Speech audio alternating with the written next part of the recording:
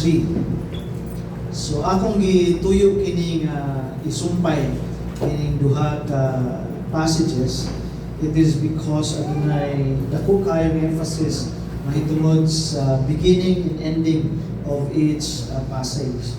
So ang inyong mabatunan nga kung ato ang masabtan that the ending of the passage of chapter 2, which is in verse 25, and chapter 3 verse 7 focuses the same area.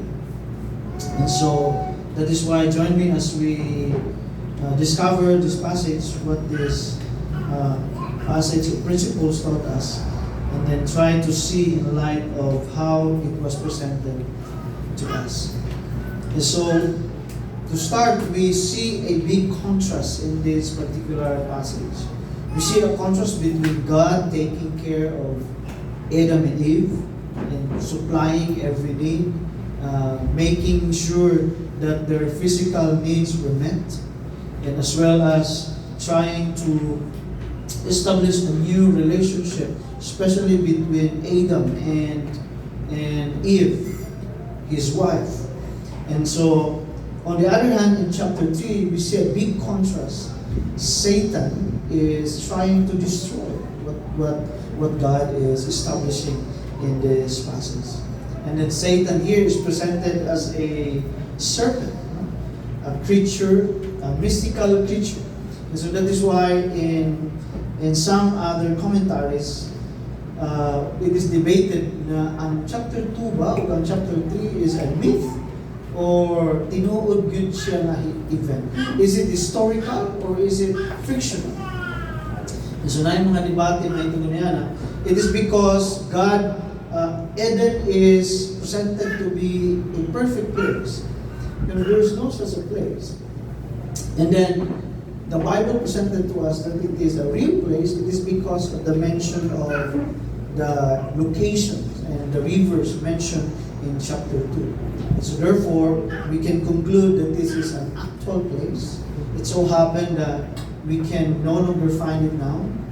There's no exact coordinates that will pinpoint the exact location of Eden after the fall.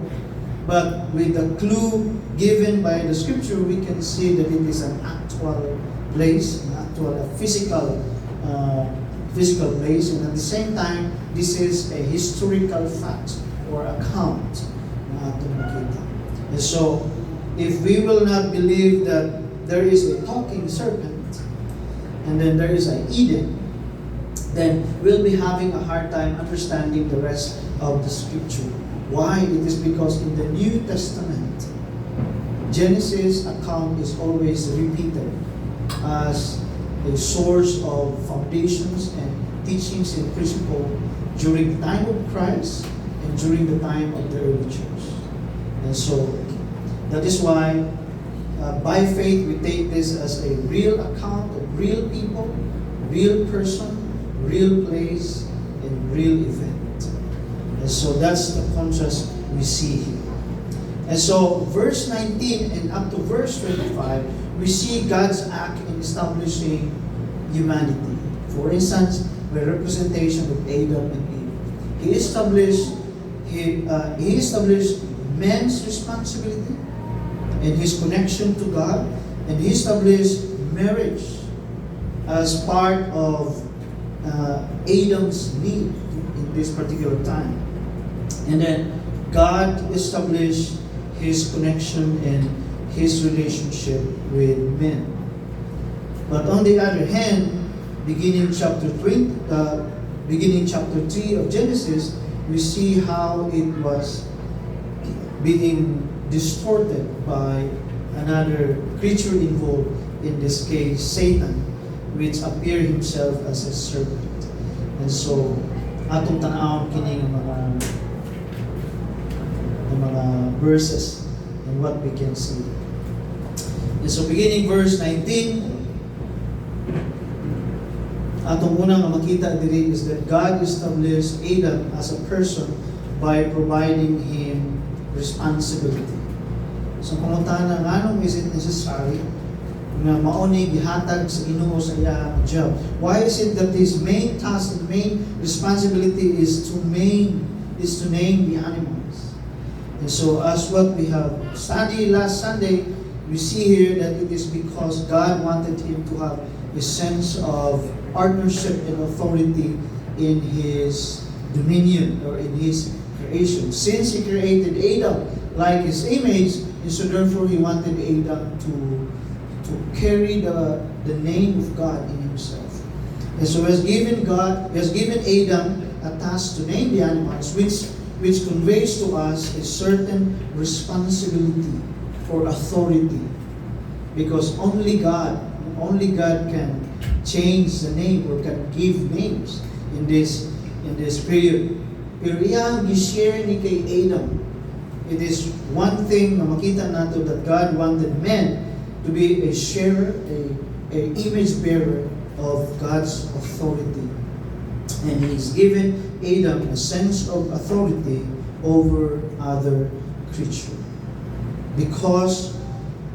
Why? It is because God wanted men to become stewards or partners in managing and dominion over His creation. So that's the purpose. That's the main reason and purpose why He created human beings, why He created Adam, to be His image bearer and partner and source of authority in managing His creation. And then alongside with that, makita nato diri nga adunay need arose from Adam. Nga as he worked with God, kita nato diri na ay loneliness that comes from him. With idea na wala siya kaparihan na makita. And so therefore God realized and saw that need, and then God was able to meet that need. So last yun nga gihimo sa Ginoo ang babae Diyos. Ang babae. Unya ang babae gihimo sa Ginoo in order to meet the loneliness of men. Yun makaharong ang lalaki sa kamingaw. Mao na realidad niya. Mao bitaw ang mga bana pag masayo kapyudo, maminyo dayon. Kay di makaya ang kamingaw. So realidad na siya nga panginahanglanon sa lalaki. But in this case, it is more than a physical need ng ilang tao sa Ginoo. It was actually loneliness comes from Adam. So it's more of emotional, mental battle, mental health ang concern ni God din. Maybe habang akong imagine ang scenario nini, habang trabaho si Adam for the Lord, he was naming the animals, ang nahita po siguro parang ang wa siya ka-istorya ba? Wala man lang mo suggest. Wala man lang mo hatag o opinion, advice kung siya'y guwapo. Everything he needs to realize by himself. And he needs to think by himself. And so that is why God saw this struggle maybe, and so God gave him Eve, this time to be his companion. And according to the description of our passage, Eve is being described as a suitable helper, not persecutor. So in a real marriage life today, the helper becomes a persecutor. But in essence, God provided Eve in order to become a helper for Adam. There's a good commentary mahitungod niini. Ingon si Matthew Henry. Himo sa Ginoo ang babae dili duol sa ulo para iyahang tamak-tamakan o iyahang daog-daogon. Dili duol sa tiil para iyang tamak-tamakan, iyang daog-daogon. Dili sa duol sa ulo para iyahang tamay-tamayon, pero sa gilid duol sa iyang dugan para iyahang higugmaon. Iyang sa komentaryo. Ingana ang iyang description may tungkol sa paghimo sa Ginoo. And so we see here God meeting Adam's need, and so therefore has given him a person like him, a woman. What is interesting is that God did not create another Adam. That's the interesting point there. If Adam wanted companion, if Adam wanted someone to meet his loneliness, why not God make another Adam?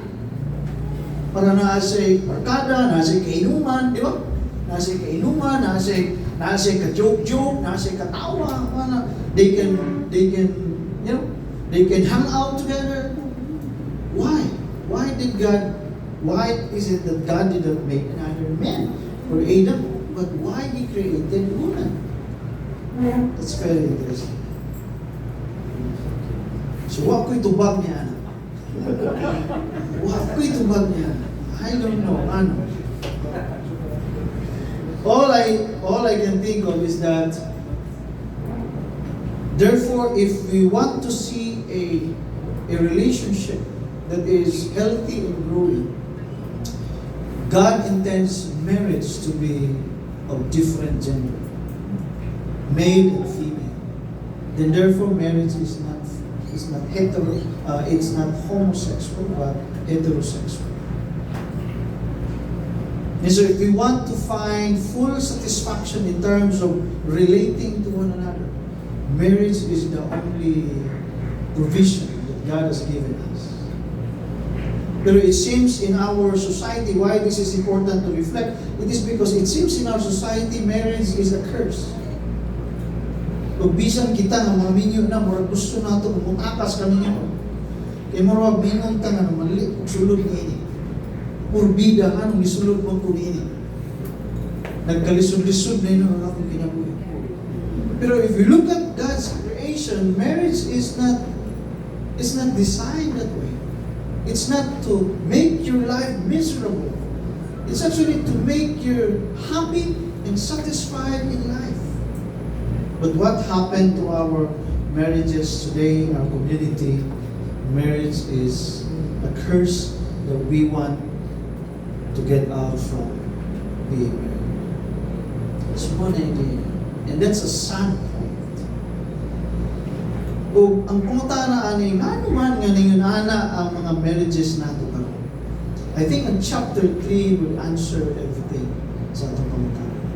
Pero bago ta madto sa chapter 3, makita nato diri nga God designed marriage to be a relationship that would help nurture Adam's personality and character, because God provided her a helper, and so therefore there must be some considerations mo kinahanglan natong tan-aw.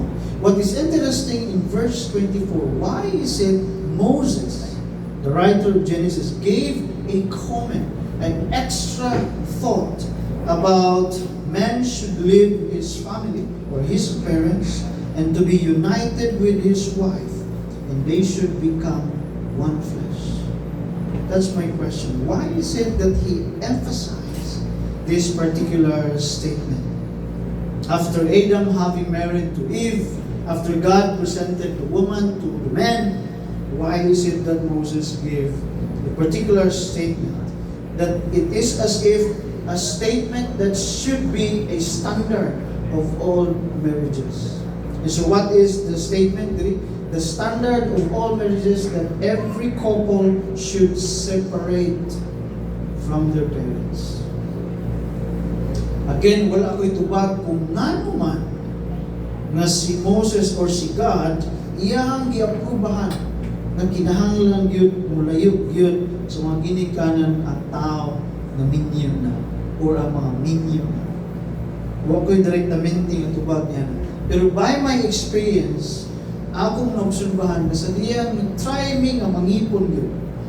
There was one time sa akong marriage life na tungod sa trabaho, nag-desire me nga mangipon for our convenience. Kaya kung naa ka sa balay sa imong ginikanan, mas dali man na makasibat ka, di ba? Kaya bili ni mong bata, lakaw ka.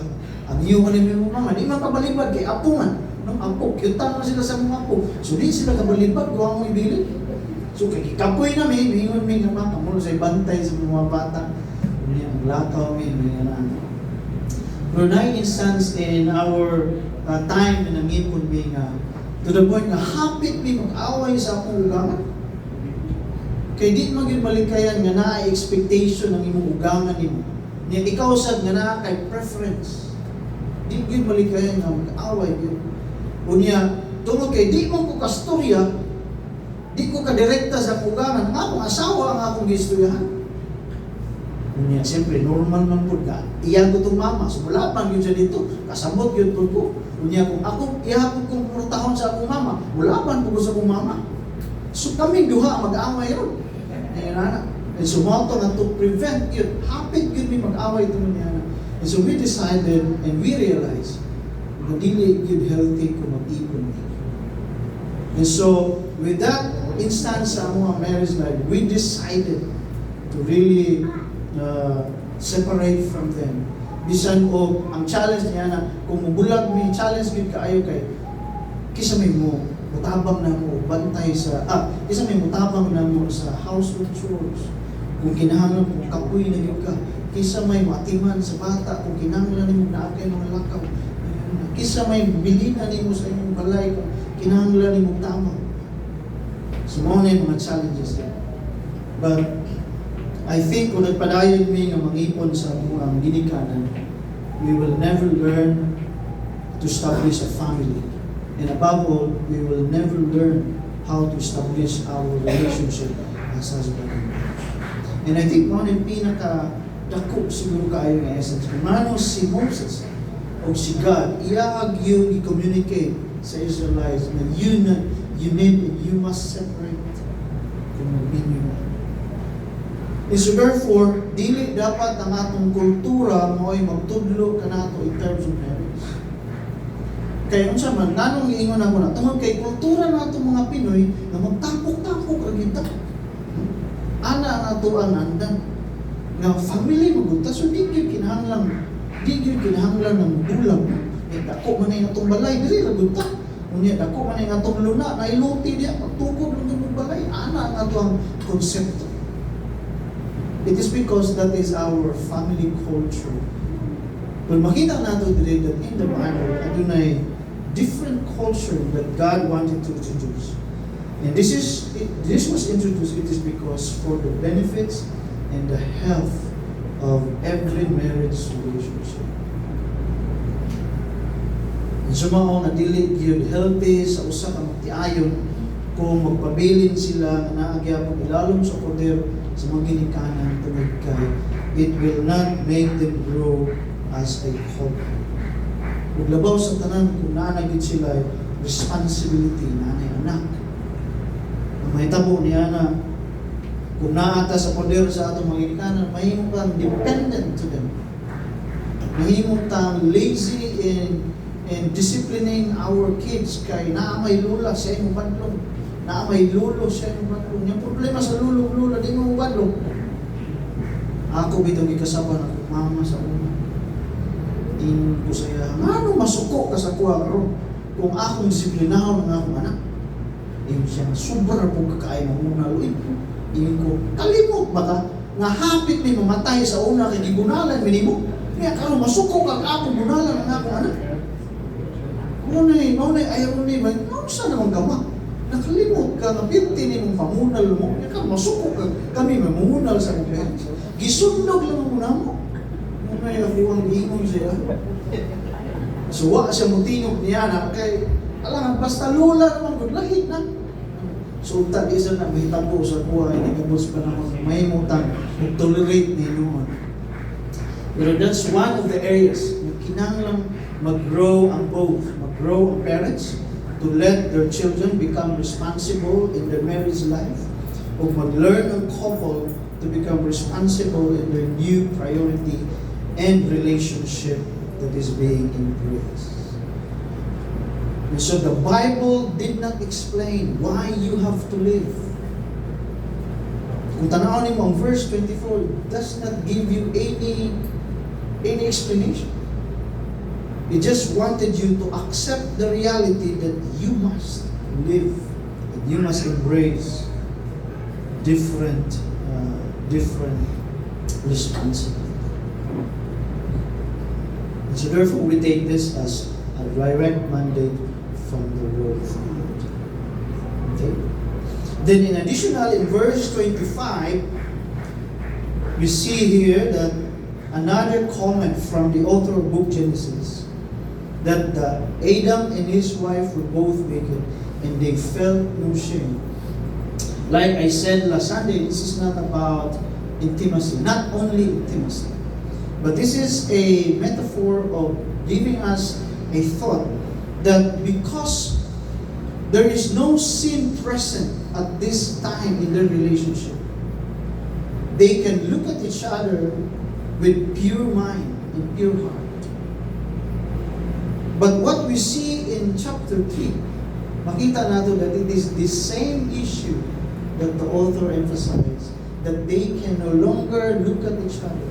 Bisan kung magtiayon sila, but they can no longer look at each other with pure mind because of the presence of sin. That is why shame take over because of sin.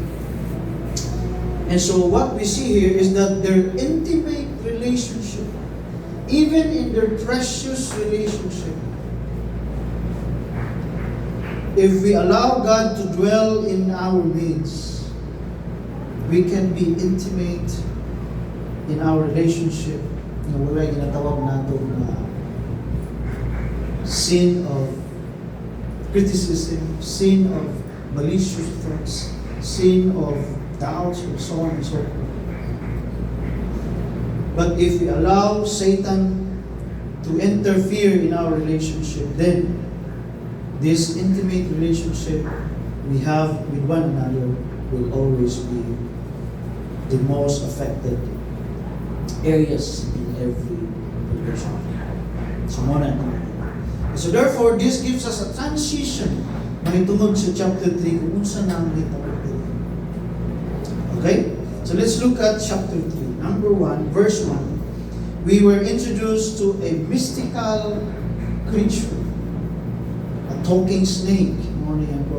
But we know that all the rest of the passages in the Bible, that this was Satan. Iyahang i-possess maybe ang snake niya. This was Satan possessing the snake so that we will be able to communicate. And this is my question. Why is it Satan waited for God to create Eve before he appears himself? Muna interesting kayo yan. I don't think si Satan mag-ura siya ni ining panahon na sa Eden. And why is it that he waited until nga murabag mag-happy-happy usa sila Adam ug Eve, mahuman sila sa ilang honeymoon stage. Nya paghuman sa ilang honeymoon stage, disulod dahil sa niya iya dahil istorya si Eve. Ano niya iya ang gihulat na si Mamoy? Ngunit pamutana niya. Why is it that he did not appear to Adam immediately and then tempt Adam? But he waited for the couple. He waited for Eve to appear, and he waited for the couple in order to deceive and tempt. And so that's my question. Wasa kitubag niya. Wasa kitubag niya. Kasi pamalandong kita. Ako kita. Pero ang gingon lang diri sa passage is that he was more crafty. In some other version, he was more wiser than anyone being created. And so akong i-analyze, maybe mao ni hinungdan nga iyang gihulat tungod kay Satan has been observing all the while. Has been observing Adam. Has been observing Eve. Niya siguro katong si Adam, siya pa lang isa, so wa pa may mag-suggest niya kung siya yung ipangalan, no? Na siguro niambot na, wala na sa Bible, ako alam lang siyang i-imagine. Niambot na siguro si Eve, niya niingon si Adam na, day, kung sa may mong gusto yung anlan na ito, day. Niingon si Eva, kanidog, yun siya, panghita po daan, ay. Na siguro nakita si Satanas, naniigal sila, kaya mula kasugod na si Kaglalis. Kanero. And so, what I'm trying to say is that I'm sure Satan is present all the while. But he used his craftiness, his wisdom, in order to really capture them both sa trap of temptation. So sa may atong ma-learn diri, don't mess with Satan. He is wiser than you. Mao gini realidad eh. He is actually wiser and smarter than us compared. So we cannot really play with the devil. We cannot really play with Satan. Isa nato siya pwedeng small lang, gamay-mayon sa atong tanan. Nung bitaw ganing sa Pentecostal practices, grabe na sila mga. It is as if na si Satan parang pwede rin mo palayason, pwede rin mo kasambaan si Satan. No? In reality is that Satan will make fun of you. No? Because it is not our prayer, it is not our voice, it is not our influence that will make him tremble. If we observe here, he is wiser than everyone else. Notice that Adam and Eve is a perfect couple during this time. And they are also a perfect person during this time. They're full mature. They're brilliant. They're intelligent. They have the full working capacity in terms of mind and emotion. That is why if we compare ourselves to Adam and Eve, dili na ito ba kumpara tungod kay they started where we do not start. They started as a perfect being. We do not start as a perfect being. They started with a close relationship with God. We don't start with that kind of relationship either. And so, kung ako tanawin, they have all the advantages of resisting temptation. They have all the advantages of resisting Satan. But we see here, Satan is more wiser than them. He is closely observing them until the appointed time. And so, diyan natin makita, that's how the enemy works. That's how the devil works. He will not come to you head on. He will always observe you. So may definition ni Peter kay Satan, di ba? Or the devil. Sa definition niya, he is like a lion, carefully observing and watching someone to devour. He will not come to you head on. That is why most of our sins and most of our temptations, we are all unaware. And even our weaknesses now, we are unaware. Even our deepest struggle now, we're unaware. Kung bito mamingon ka, sa una, di mo ko ingalanin, ano sa naman ko? Sa una, di mo ko ingalanin ka, tapulan may ko karo. Sa una, di mo ko ingalanin ka, responsible na magawa. Why? Because it is part of Satan's wise wisdom in tempting you to a character, to a bad attitude or character developed in us that we are fully unaware. And then another thing, verse 2, verse 1, makita natin din that there is a beginning conversation between Satan and the woman. What is interesting is that he talks to the woman, or Eve, rather than to Adam. Then what we observe in this passage is that there are 3 steps in order for us to really disobey the word of God. The real issue in chapter 3 verses 1 to 7 is a disobedience against God's word. The real issue is that how much we should really take God's word as it is. Muna yung pinaka-issue. And so when Satan looked at this, and when Satan observed this, and then he came in to try and tempt them both to really disobey the word. And so there are 3 steps na atong makita dili kung paano mo disobey Ginoo. Kunya, mao na gihimo ni Satanas o ni Eve. Number 1 is to change God's word. Then number 2 is to add God's word. And then number 3 is to take away anything that God said. Kung mauna siya ang gihimo. And so, number one, makita natin diri, Satan asks by quoting the same question, the same statement that God has given. So, ang pangutana is that, did God really say, you must not eat from any tree in the garden? And what we observe here is that Satan omitted the word Lord, Lord God. In chapter 2, we were introduced that God changed His name in chapter 2. He was addressed as a Lord God, as a Yahweh, as a personal God. And so when He approached Eve, He omitted the word Lord in order to give Eve an abstract view of God. He's no longer personal God, but He's just a universal thought, universal idea of God. And so He said, did God really say, you must not eat from any tree in the garden? So, sa man ang ginasuggest sa iyang pangutana? Bago nato tanaw nato ang giingon gyud sa Ginoo. Unsay giingon sa Ginoo? Ang giingon sa Ginoo is that you are free to eat any tree in the garden.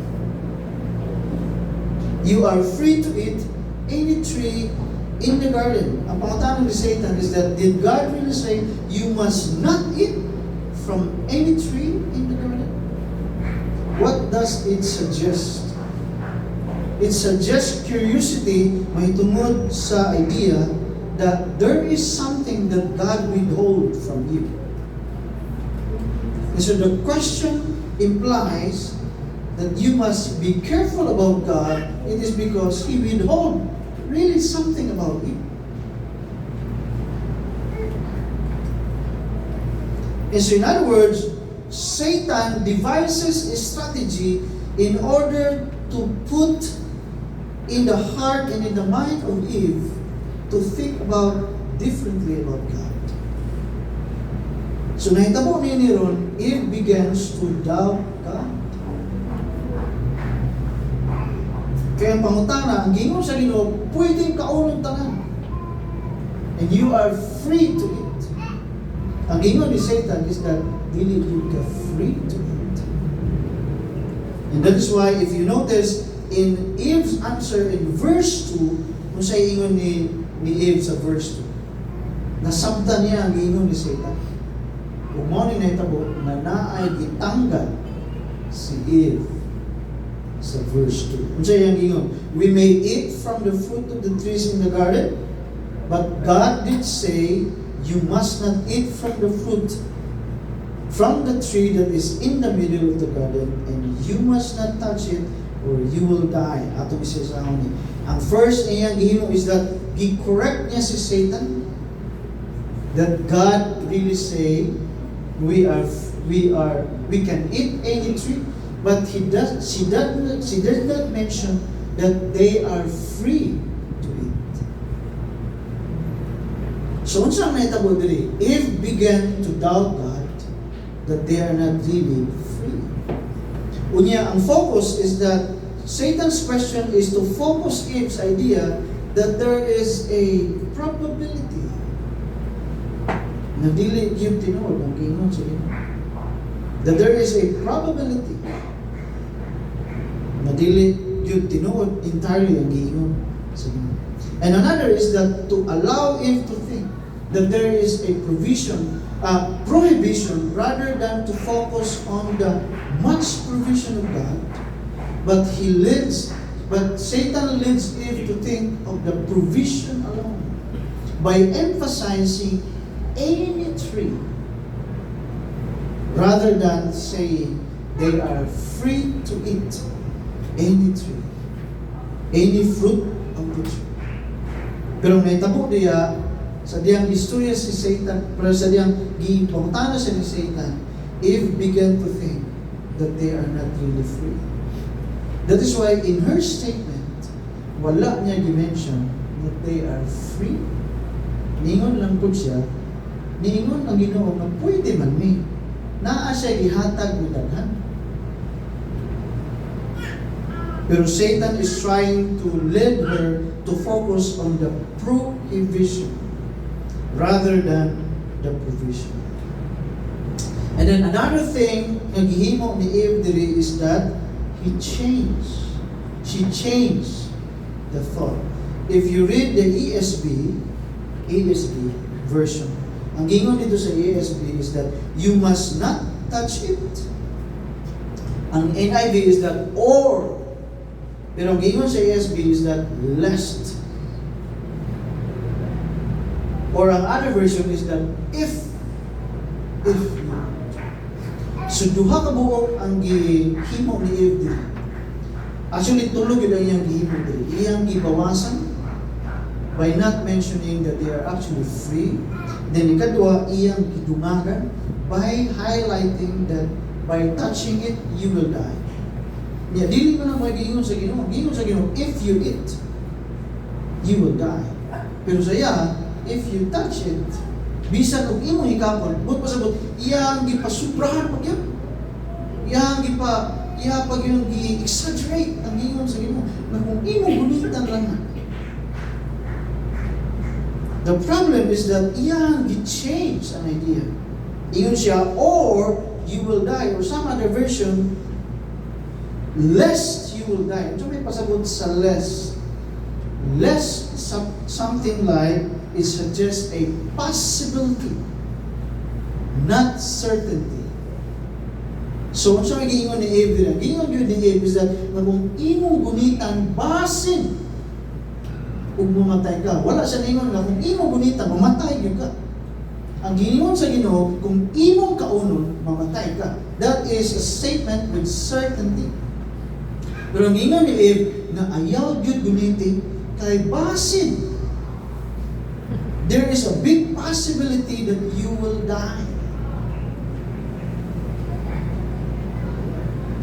And so he changed the thought and the idea of God. And then verse 4, what happened? And just like Eve, he tried to change and alter God's statement.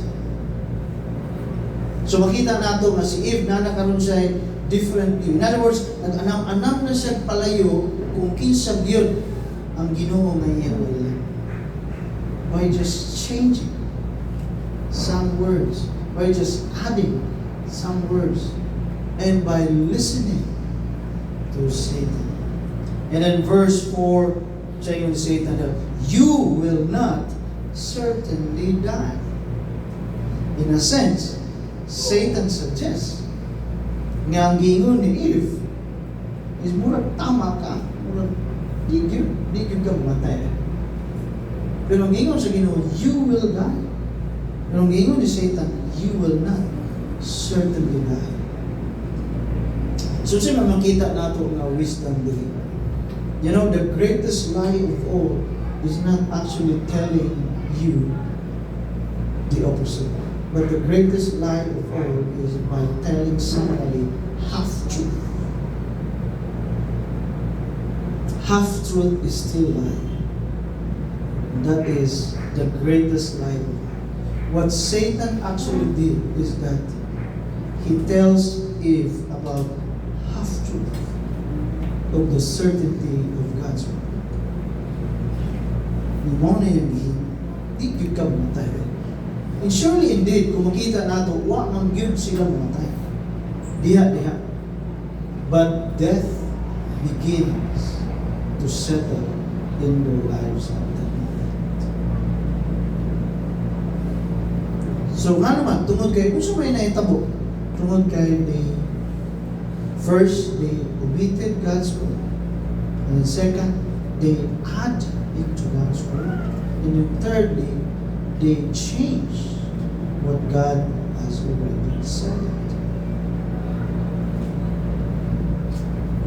And in verse 5, kung sa'y conclusion ni Eve, sa rin iyang nakita ni na-realize, ingon siya, for God knows that when you eat from it, your eyes will be open and you will be like God, knowing good and evil. there is truth in it, actually. Kay mo na hinahitabo sa ila sa verse 6. But the half-lie, or the half-truth in that is that Satan never emphasized that God will punish them and that death will come upon them if they disobey. Instead, Satan exaggerates the idea that they will be like God.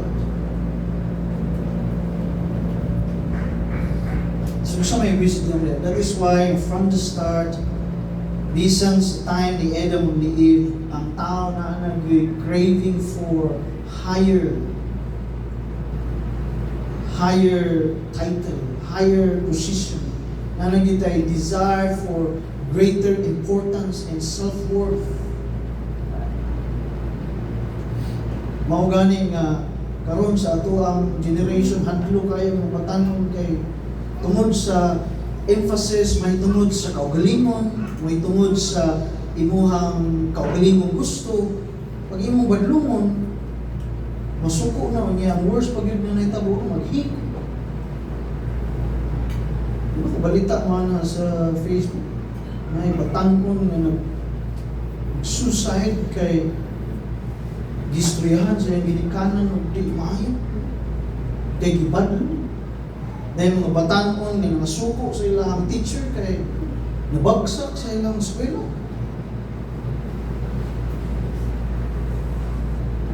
It is as if ang atuang karon is that we want to really emphasize in atuang self-worth.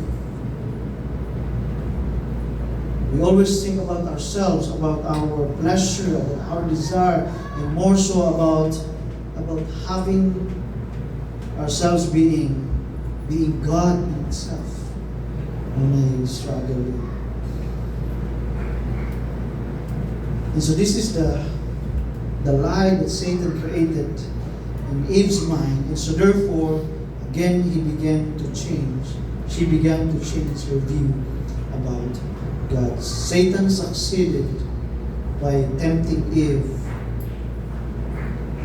to have a different view about God. And then verse 6, the conclusion, when the woman saw that the fruit of the tree was good for food and pleasing to the eye, and also desirable for gaining wisdom, she took some and ate it. She gave also to her husband who was with her, and he ate it. So a few things nga itong ma-observe diyan. What happened to Eve is this is the kind of struggle or mention the book of James. Ang siya gi-mention sa book of James, we were tempted by our lust of the eyes. And this is the temptation of Eve. When she listens to Satan, you look at the fruit, and siya kalamig. Murag mga babae karon parang pagpangitag mangga maglaway. Imagine, last Friday ba yun? No. Basta this week. Ingon ako ng asawa mo. Guman yung Bible study, pangita o Indian mango. Hindi ko siya, may kabalo ka ba sa kuraso ng mga Bible study? 9:30! Asa mo kung mangita ng Indian mango? Basta pangita ng Indian mango, kung naa kayo mag-iyan. Iyang ipagaan gamay, kung naa lang kayo mag-iyan. Pero pangita yun. 9:30 na lagi na sa gabi. Basta naa lang kayo mag-iyan. So what I'm trying to say is that we have like that. We have cravings, we have desire. Especially kung naa kayo makita. How much more kung makita ninyo? So kita mga lalaki, di kita magtempo katamison sa mangga o aslumon sa mangga. Pero pag gwapong motor, sapatos, wow! Mga itong mga weakness. Sakyanan, wow! Mga itong weakness. So parehara yun. In this case, what I'm trying to say is that it was very highlighted. James is right when he said, we were tempted by what we see in our eyes. So Eve is like that. It was good for food and pleasing to the eye. Then also, desirable for gaining wisdom. Aesthetically pleasurable in the eyes, but also desirable for gaining wisdom.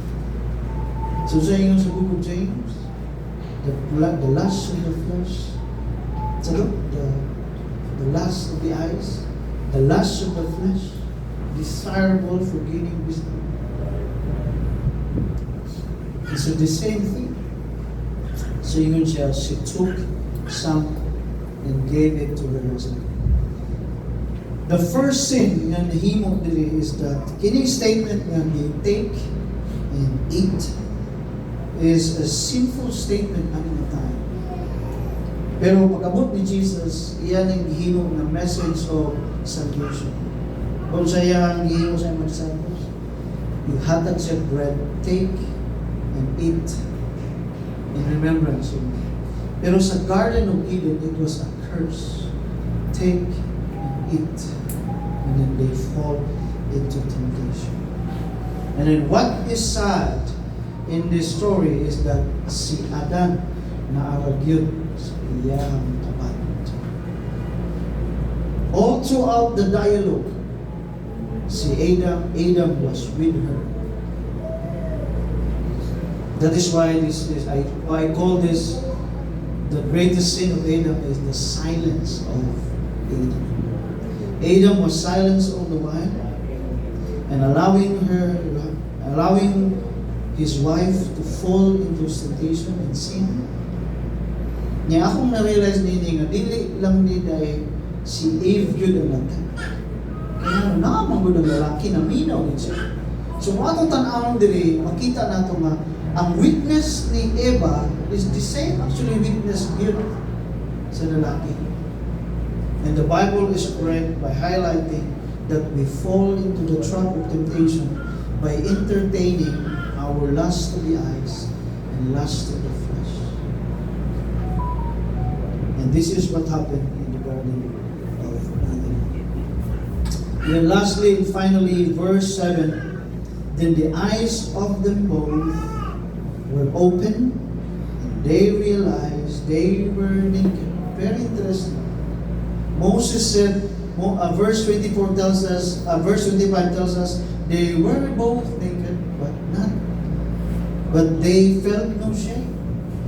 And then in verse 7 of chapter 3, they realized that they were naked. Ang pangutana, what made them realize that they were naked? So makita natin din that because of the presence of sin, they can no longer look at each other with pure mind, with pure thoughts, with pure pleasure, with pure motive. Their innocence is being replaced with shame and guilt. And so that is why they realized for the first time that they were naked. So to them, nakedness is a shameful thing at this moment. To them, nakedness is something that they should hide themselves. Why is that? It is because of the presence of sin that they can no longer look at each other with purity in their minds, with purity in their hearts, with a pure desire towards one another. And don't you know that kini ng image will no longer be restored. Dili na siya gyud ma-restore. That is why in the New Testament, kung tanawin mo, when God restored the new heaven and the new earth, yun dito sa Bible, everyone is dressed in robe. Balbo mo nga sa new heaven and new earth, magsanina na talintog yun. Dili na yun mahitabo na naay nakedness and then there is no shame present in the thing. in the new creation, in the new heaven and the new earth, this cannot be restored. Ug mao ni akong ginahuna gyud. Mao ni nga kaduha gyud ni gi-emphasize ni Moses. Niya mao sa ning hinungdan nganong gi-highlight gyud ni Moses. Why is it? It is the first reaction. When they realize that they sin and disobey God, it is the first reaction.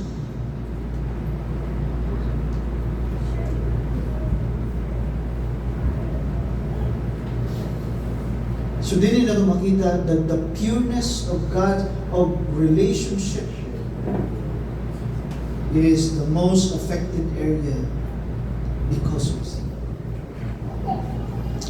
So sa man nga relationship na apektuhan diri, their relationship with God, their relationship with one another, most important. In this nakedness that is highlighted here in this passage, cannot be restored and cannot be repeated. Even in the new heaven and the new earth. Ang but nga naman, wa ko'y tubag sa inyo. Because the Bible did not explain kung ano madili na siya ma-restore. But it is interesting and intriguing why it is the most highlighted response, initial response. Why is it the most affected area when they committed sin? Their innocence will be replaced with shame and guilt. And on the next Sunday, atong tanaw further effects of their disobedience of God's word. So in closing, let's summarize sa mga ato ang implication na dapat tunan natin. So it is clear that God already declared His word to us. There are some declaration, a direct declaration of God's word that we need to obey. Sa atong gibasa, unsa man ang direct declaration? Na kung magminyo ka, maglahit ka. Ano may klaro niya? Kung magminyo ka, babayad yun yung binyo, hindi yung lalaki. Ano may klaro niya? Ang marriage, pala yun sa opposite sex. Hindi yun sa the same sex. Unya, makita nato din nga, klaro sa atong natunan karon na ang kaminyoon para gyud na sa Ginoo. Not to basically meet our selfish desire. Then another thing at klaro diri is that if we change, if we try to alter or minus what God has already declared, then to God it is a direct disobedience and rebellion. Dili lang na, if we change what God has already stated for our sake, then there is a certainty of consequences and greater consequences. So beginning chapter 3 encourages us never or always take seriously what God has already declared. Because every word spoken by God is a precious word for our benefit and for God's glory and honor. Kay walay gibuy-an ang Ginoo nga pulong na dili maghimo og maayo resulta sa atong kinabuhi o sa iyahang dulong. Everything He has declared will always have an effect in His glory, honor, and even for our sake. So, that is why this passage challenges us to really look at seriously ang atong mga Biblia. So we found our principle in life not on the basis of what we think is right, in what we learned from our experience, in what we have gained from our studies, in what we have gained from our life. Dili na mo isugdan. But what God has already done.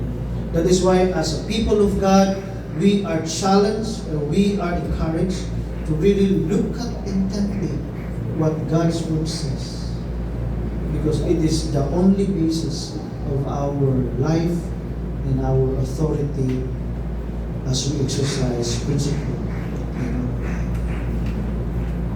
So dili pwede ngayon na daghan ako bugas na kaon. Ano na itong tarungan? Adung pa lang ka, pabalik na ko. Ngayon ana ng mga katapungan, mga philosophical argument. Ay kung ilara kay padung pa lang ka, pabalik na ko. The problem is that if you look at God's word, dili na maoy masyanan. We always base our principle in life in light of what God has already declared. Mao ganing ang charge ni Timothy kay Titus, ang charge ni Paul kay Timothy and Titus. Do not let everyone look down on you because you are young. Why? Because everything na imong gitudlo is gikan sa Ginoo. Dili na imo. So that principle teaches us that as a family of believers, we always take seriously the rebuke of the young men and young women against older men and older women. Why? Not only because we want respect, but because we honor that what he said in light of God's word, whether he is young or old, what he said in light of God's word, it is correct and true. And so therefore, we subject ourselves to respect, honor, and obey kung sa iya. Mga nindot kaya ang pamilya sa Ginoo. Kaya dili lang matiguang ang pwede mo review. Pwede sabihin mo review na matangkap. Provided that it is truth on the basis of God's word. Mo na ito. Kaya nga naman, mo na unique relationship na bihatag kanalo sa Ginoo. Pero makita nato rin lastly and finally, if we listen to the enemy's scheme, if we listen to Satan, then this relationship we have as a family or as a body will always be marred with shame, not with purity. Only listen. Mao nga sa relationship nila Eva o ni Adan, mao gyud apektado ka. And so therefore, as children of God, let us not allow that to happen in our relationship. Let our relationship be seasoned with salt, and at the same time, natawag nato na naay purity in the body of Christ. Because that's what He wants, to be His children and to be His people. Lord Jesus, we